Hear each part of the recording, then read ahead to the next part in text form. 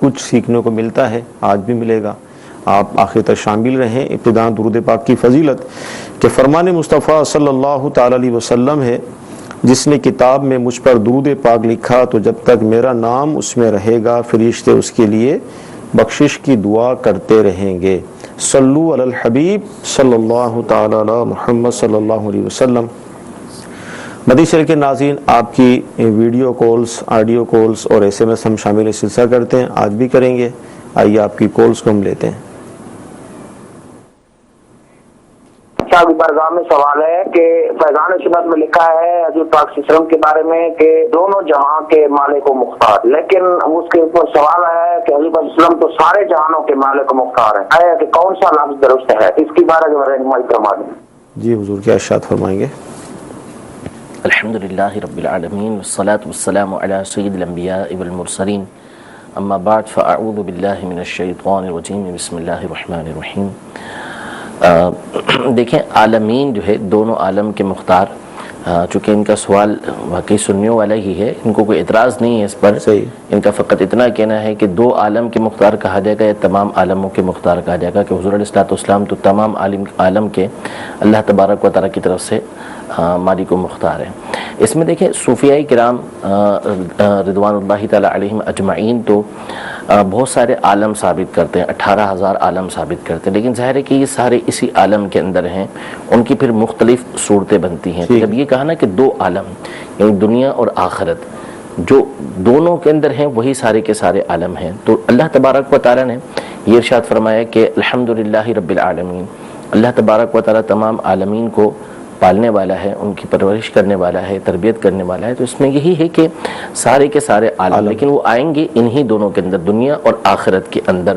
تو اسی طرح نبی کریم صلی اللہ تعالیٰ علیہ وسلم کے لیے جب یہ کہا گیا کہ آپ دو عالم کے مالک و مختار ہیں، تو اس کا مطلب ہوا کہ اللہ تبارک و تعالیٰ نے ہر چیز کا آپ کو مالک و مختار بنایا ہے۔ جیسے کہ امام اہل سنت فرماتے ہیں کہ کروں تیرے نام پر جاں فدا، نہ صرف ایک جاں دو، کروں تیرے نام پہ جاں فدا، نہ صرف ایک جاں دو جہاں فدا، دو جہاں سے بھی جی نہیں بھرا، کروں کیا کروڑوں جہاں نہیں۔ تو وہ اسی اعتبار سے کہ یہ جو دنیا اور آخرت کو میں آپ کے اوپر نثار کر رہا ہوں تو اس کے علاوہ کچھ اور ہے ہی نہیں، یہ دو جہاں ہی ہیں کہ جو میں آپ کے اوپر فدا کر سکتا ہوں۔ تو دو جہاں کے اندر یہ ساری کی ساری چیزیں آ جاتی ہیں، تو دو جہاں کا مالک و مختار کہنا اس کا مطلب ہے کہ ہر چیز کا نبی کریم صلی اللہ علیہ وسلم کو مالک و مختار یہ کہا گیا۔ اللہ تبارک و تعالیٰ نے آپ کو ہر چیز کا مالک بنایا ہے۔ جی مدنی چینل کے ناظرین جواب سنا، اگلی کال لیں گے ہم۔ میرا آپ سے ایک سوال ہے کہ بعض لوگ اعتراض کرتے ہیں کہ جنازے کے بعد میت کا منہ نہیں دکھانا چاہیے، یہ بات درست ہے یا غلط ہے؟ جی میت کے منہ دکھانے کے حوالے سے میت کا منہ دکھانے سے کوئی اس میں ممانعت نہیں ہے۔ اگر کوئی شخص بالفرض قبر میں، جیسے قبر میں منہ کھولا جاتا ہے، اوپر سے کفن ہٹا دیا جاتا ہے، اس وقت بھی اگر کوئی اور شرعی رکاوٹ نہیں ہے، منہ دیکھتا ہے تو اس میں کوئی حرج نہیں۔ اسی طرح جنازہ ہونے کے بعد بھی اگر کوئی منہ دیکھتا ہے تو حرج نہیں۔ البتہ حکم یہ ہے کہ جلد سے جلد دفنانا چاہیے، اور مسلمانوں میں چونکہ رواج بھی یہ ہے کہ جنازہ ہو چکنے کے بعد اس کو فوراً قبرستان کی طرف لے کے جاتے ہیں۔ اب عام طور پہ زیارت کا سلسلہ نہیں ہوتا، تو اس لیے کوشش ہی ہونی چاہیے کہ فوری طور پر جنازہ، بلکہ اس سے پہلے کے بھی جتنے معاملات ہیں سنت اس میں یہی ہے کہ جلد سے جلد کیے جائیں، غسل ہو، کفن ہو، تدفین ہو، جنازہ ہو، یہ سارے معاملات جو ہیں اس میں جلدی کرنا، تعجیل کرنا یہ سنت ہے، تو اس لیے کام فوری ہونے چاہیے۔ لیکن اگر بالفرض کسی نے جنازے ہونے کے بعد بھی چہرہ کھول دیا اور اس کی زیارت کی گئی تو اس میں کوئی گناہ کی بات نہیں ہے۔ ہونا یہ چاہیے کہ فوری طور پر دفن کرنے کے لیے قبرستان کی طرف لے جانا چاہیے۔ جی ویڈیو سوال لیں گے ہم۔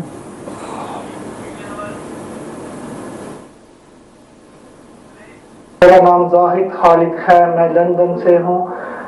میرا سوال یہ ہے کیا حاجی احرام حالت میں مسواک کر سکتا ہے؟ جواب ارشاد فرما دیجیے۔ جی کیا جی بالکل، یعنی اس کے مسواک کرنے میں کوئی حرج نہیں ہے، مسواک وہ کر سکتا ہے، بلکہ مسواک کرنی بھی چاہیے، کیونکہ اس کو احرام کی حالت میں بعض اوقات جو ہے وہ مسجد کے اندر جانا پڑتا ہے، نماز کے لیے آنا پڑتا ہے، تو اگر منہ میں بو ہو گئی ہے تو پھر تو مسواک سنت موقدہ ہوگی کہ اس کو اچھی طریقے سے منہ کو صاف کرے، اس میں کوئی حرج نہیں ہے۔ میل چھڑانے سے منع کیا گیا ہے کہ میل نہ چھڑائے، قصدن میل چھڑانے سے منع کیا گیا، باقی یہ کہ وہ مسواک کرتا ہے تو اس میں کوئی حرج نہیں ہے، مسواک کر سکتا ہے وہ۔ مدنی چینل کے ناظرین، یقیناً حج کے ایام قریب آ رہے ہیں اور فلائٹس بھی شروع ہو چکی ہیں، تو رفیق الحرمین نبی علیہ سنت کی بہت معنی تصنیف ہے، اس کو آپ حاصل کر لیجئے، انشاءاللہ عز و جل مزید جو اس حوالے سے معلومات آپ کو حاصل ہوگی۔ جی مزید ویڈیو سوال دیجئے۔ My name is Zaid Atari from Manchester. What is the reality of Nazar Bad?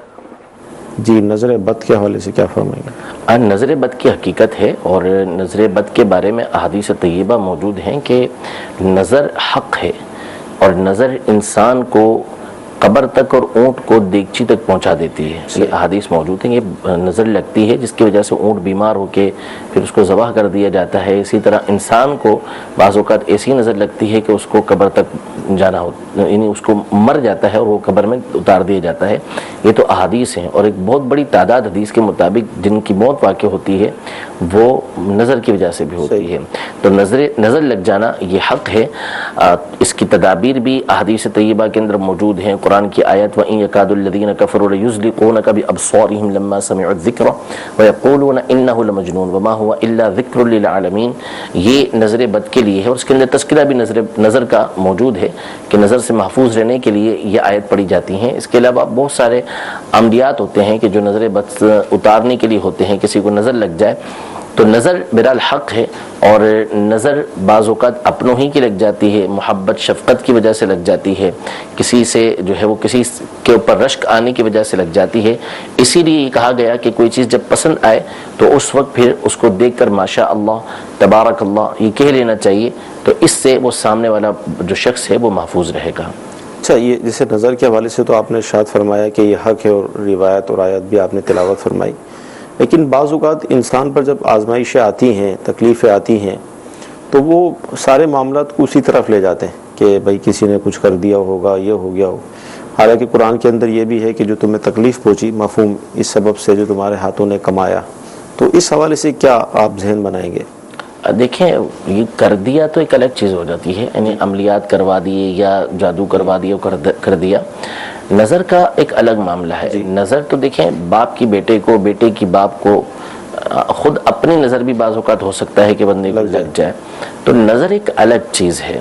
باقی رہا عملیات وغیرہ کا معاملہ اور دیگر معاملات، تو دیکھیں وہ بھی حق ہیں اپنی جگہ پر، کہ ان چیزوں کا ثبوت بھی شریعت مطہرہ سے ہے، ان کا انکار نہیں کیا جا سکتا، لیکن اس کا مطلب یہ نہیں ہے کہ ہر کام اسی کے اوپر آپ ڈال کے ہاتھ پہ ہاتھ رکھ کے بیٹھ جائیں۔ اپنی کوتاہیوں کو بندے کو دیکھنا چاہیے، جو رکاوٹیں موجود ہیں ان کو دور کرنے کی بندے کو کوشش کرنی چاہیے، یہ معاملات اس کو کرنے چاہیے۔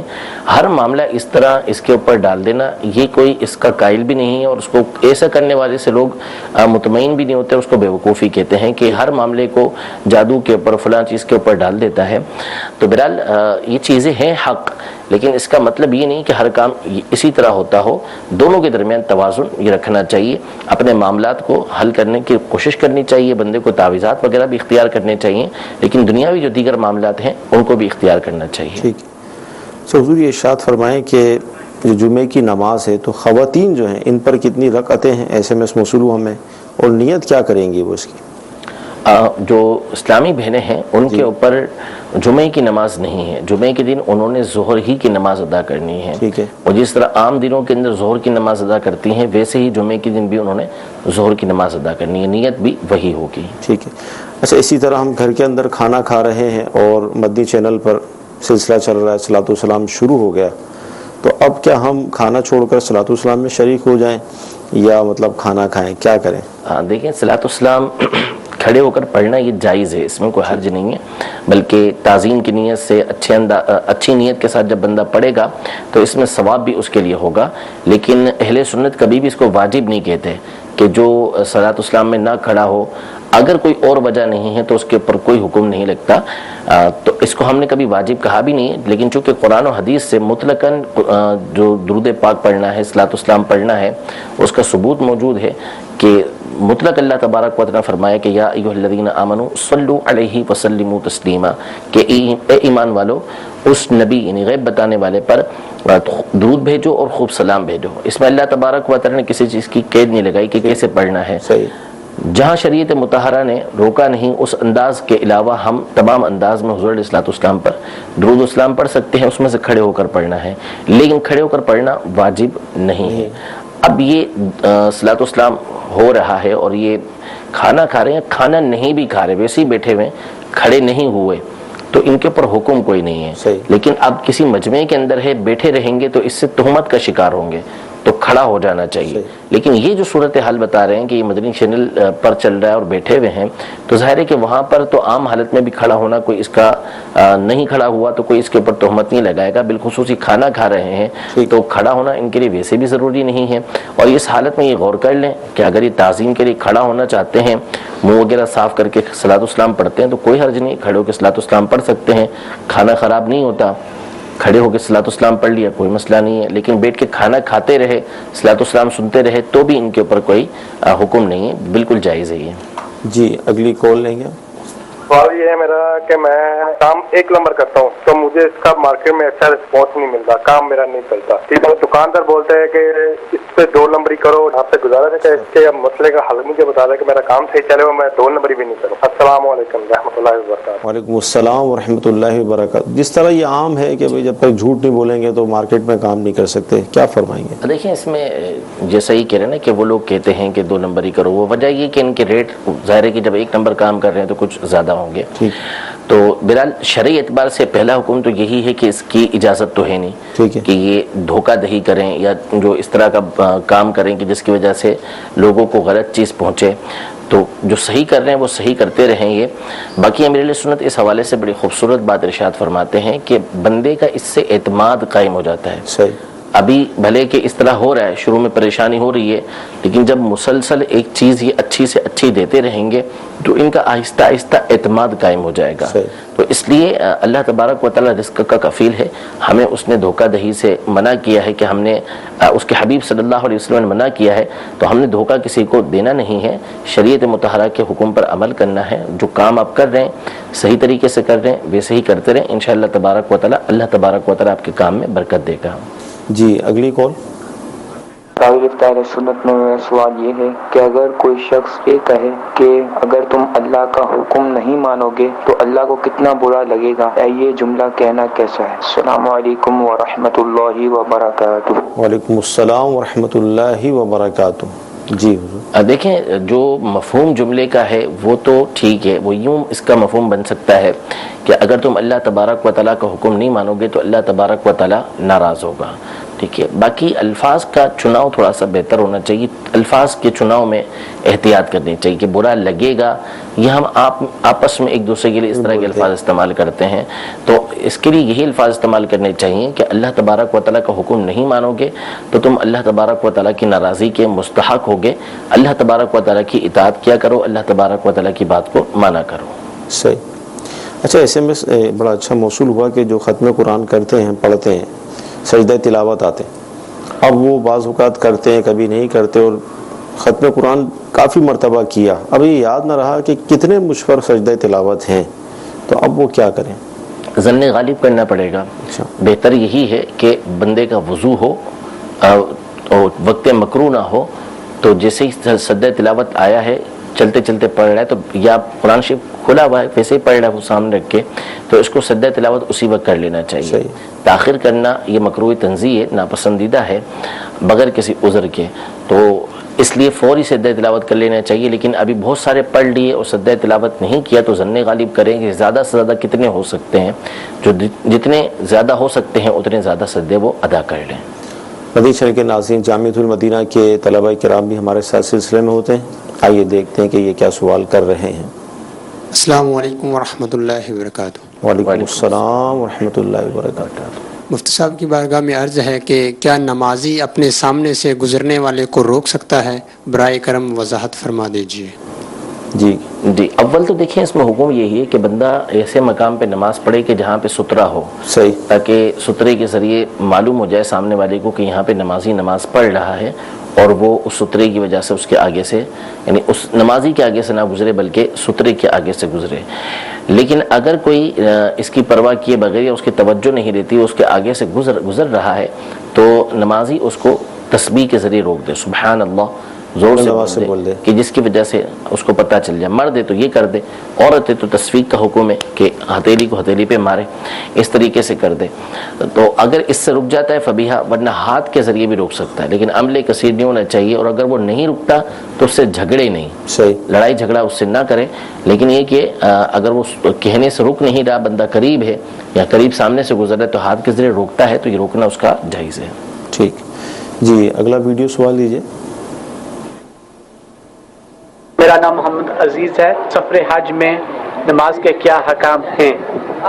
سفر حج میں نماز کے حکام، دیکھیں سفر حج میں نماز کے احکام میں کوئی خاص تبدیلی نہیں ہوتی۔ جیسے عام شخص ہوتا ہے، مسافر بنتا ہے، تو مسافر کے اعتبار سے اس کے احکام تبدیل ہوتے ہیں کہ اگر وہ مسافر ہے تو اس نے ظہر، عصر اور عشاء کے جو فرض ہیں وہ 4 کی جگہ 2 ادا کرنے ہیں، یہ مسافر کا حکم ہوتا ہے۔ تو اگر یہ بھی سفر حج کے دوران جو ہے وہ مسافر بنتے ہیں تو ان کے لیے حکم یہی ہوگا جیسا کہ عام مسافر کا حکم ہوتا ہے۔ ہاں البتہ 2 حکم اس میں تبدیل ہوتے ہیں 2 مقامات پر۔ ایک تو جو مقام ہے وہ ہے عرفات کا، کہ عرفات میں اگر شرائط پائی جائے جو شریعت مطہرہ نے مقرر کی ہیں تو وہاں حکم یہ ہے کہ ظہر اور عصر دونوں کو ایک ہی وقت میں، یعنی ظہر کے وقت میں ملا کر پڑھ لیا جائے گا۔ لیکن فی زمانینا، ہمارے زمانے کے اندر اس طرح کی شرطیں نہیں پائی جاتی، تو اس لیے حکم یہ ہے کہ ظہر اور عصر دونوں کو ان کے اپنے اپنے وقت کے اندر اپنے خیمے میں بندہ پڑھے گا۔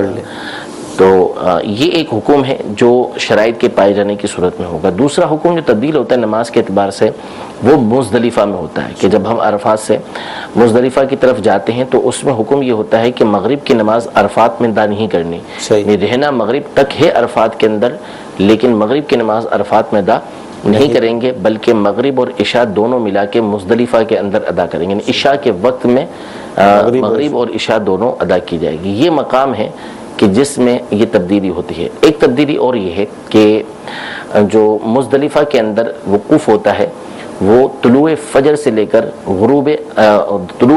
کر طلوع آفتاب تک کے درمیان کا وقت ہے، کہ اس درمیان میں ایک لمحہ بھی بندہ مزدلفہ کے اندر رہا تو اس کا وقوف ہو جائے گا۔ تو یہ مقام ہے کہ جہاں پر وقوف کیا جاتا ہے 10 ذی الحجہ کو۔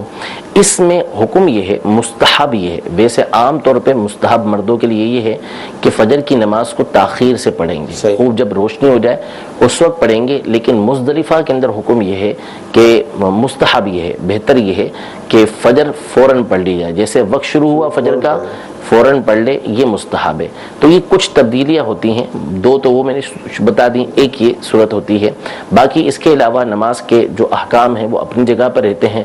جہاں چاہے مسافر بنیں گے تو مسافر کے لیے جو حکم ہوتا ہے قصر کا، کہ ظہر، عصر اور عشاء کی جو قصر ہے وہ جو فرض ہیں اس کو انہوں نے قصر کرنا ہے تو وہ قصر کریں گے، باقی احکام اپنی جگہ پر باقی رہیں گے۔ اگر بالفرض حاجیوں کے لیے اگر آپ بتا دیں کہ مسافر بننے کی صورت ان کی کیا بنے گی؟ جیسے عموماً 45 دن کا پیکج ہوتا ہے، 40 سے 45 دن، مثال کے طور پہ مکہ مکرمہ یہ شروع کے دنوں میں چلے گئے، جیسے آج کل فلائٹ جو ہے 15 دن اب یہ پہلے مکہ مکرمہ میں رہے، پورے کے پورے 15 دن رہے یا 15 دن سے زیادہ رہے، تو اب یہ یہاں پر مقیم ہیں، ٹھیک ہے، یہ پوری نمازیں اپنی ادا کریں گے۔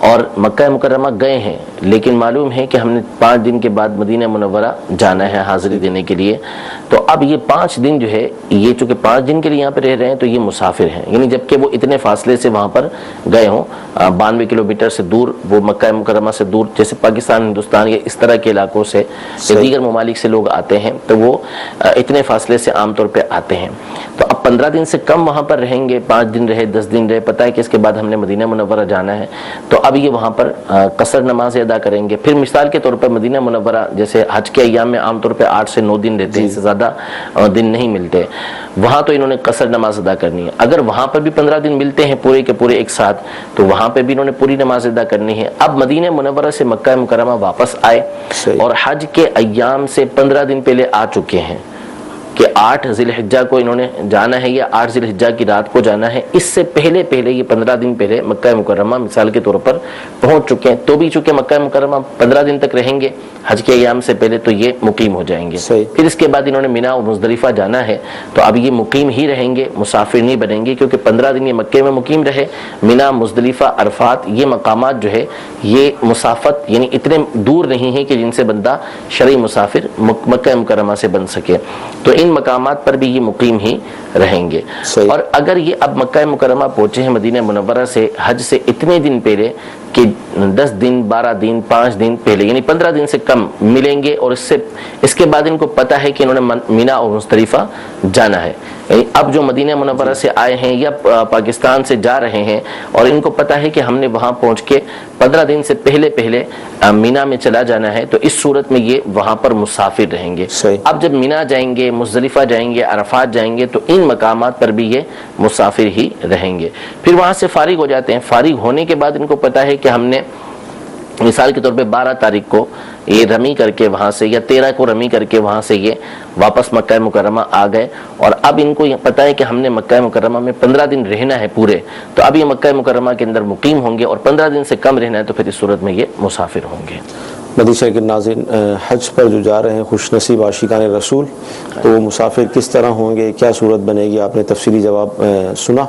اچھا، ابھی نمازی کے آگے سے گزرنے پر آپ نے ارشاد فرمایا کہ وہ ہاتھ کے ذریعے بھی ہم اس کو روک سکتے ہیں، تو اب یہ روکنا شرعاً ہم پر فرض ہے، واجب ہے، کیا ہے؟ فرض و واجب نہیں، روک سکتے ہیں، اس کی اجازت ہے، ٹھیک ہے، روکا جا سکتا ہے۔ جی اگلی کال لیں گے۔ مفتی صاحب کی بارگاہ میں میرا عرض ہے کہ جب جماعت کھڑی ہونے والی ہو یا جماعت میں کم وقت رہ گیا ہو، تو اگر کوئی اس وقت سنت موقعہ یا سنت غیر موقعہ پڑھ رہا ہے، تو ہم اس کو منع کر سکتے ہیں کہ ٹائم کم رہ گیا، براہ کرم یہ آپ سنت ادا نہ کریں۔ السلام علیکم ورحمۃ اللہ وبرکاتہ۔ وعلیکم السلام ورحمۃ اللہ وبرکاتہ۔ روک سکتے ہیں؟ دیکھیں، روکنا اور منع کرنا، دیکھیں الفاظ کے چناؤ میں جو ہے نا وہ احتیاط ہونی چاہیے۔ آپ یہ نہ کہیں کہ آپ سنتیں نہ پڑھیں، آپ اس کو بتا دیں کہ ٹائم مثال کے طور پہ 2 منٹ کا باقی ہے یا 1 منٹ باقی ہے، اب آپ سنتیں شروع کریں گے، یعنی فجر کی سنتوں کے علاوہ ظہر کی سنتیں ہیں یا عصر کی سنتیں ہیں یا عشاء کی سنتیں ہیں، آپ وہ پڑھنا شروع کرے گا تو پتہ ہے کہ یہ پوری کر ہی نہیں سکتا، 1 منٹ باقی ہے، تو اس کو بتا دیں کہ بھائی 1 منٹ ہے، آپ پوری نہیں کر سکیں گے۔ اب جب اس کو پتہ چل جائے گا تو وہ رک جائے گا۔ آپ اس کو یوں باقاعدہ نہ بولیں کہ آپ اس وقت نماز نہ پڑھیں، کہ اس میں بعض صورتوں کے اندر فتنہ بھی ہو سکتا ہے، اور ہو سکتا ہے کہ پھر وہ بعد میں سنتیں پڑھے ہی نہ، تو عوام کو ایسے کاموں سے منع کرنے میں احتیاط برتنی چاہیے۔ تو الفاظ کا چناؤ آپ کا بہتر ہونا چاہیے کہ آپ اس کو اتنا کہہ دیں کہ بھئی نماز کا وقت کم رہ گیا ہے، آپ سنتیں پوری پڑھ نہیں سکیں گے، جماعت کھڑی ہو جائے گی۔ صحیح۔ جی اگلی کال۔ ہم پوچھنا چاہتے ہیں کہ جس پر قرضہ ہے وہ قربانی دے سکتا ہے کہ نہیں دے سکتا؟